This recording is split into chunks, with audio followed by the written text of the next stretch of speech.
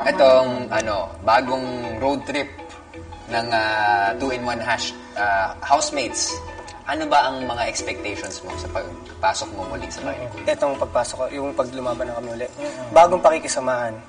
Bagong pakikisamahan kung sino. At syempre, gagalingan pa namin. Gusto ko talagang manalo at si Makoy. At ang kinakakaba namin ni Makoy, what if isa lang dapat sa inyo? Ako, dahil sinabi mo yan na magkakaayos.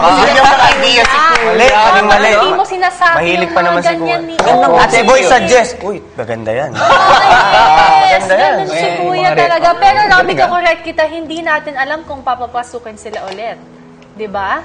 Kasi, kung anong plano. Ano plano pa? nakaabang lang sila eh. Kaabang lang kami. So So, hindi inaabangan natin niyo yung alam ngayon? kung ano yung magiging final, ni Kuya. Sabi ni habang Kuya, sa nakaabang takdang kayo. panahon daw po. Takdang panahon din. So habang nagaganap, nakatuto kayo sa teens. Kasi hindi natin alam kung anong plano ni Kuya. Sino yung talagang malakas lumaban at mabait. Sina-scout na niya ngayon yung mga teens. Sino ba yung unang pumukaw ng iyong atensyon? Siyempre, yung pinaghirapan namin ng celebrity si Maymay. Maymay. Kasi Oh, pinaglaban syempre. namin. At siya yung nakasama namin doon. At sobrang kalog din.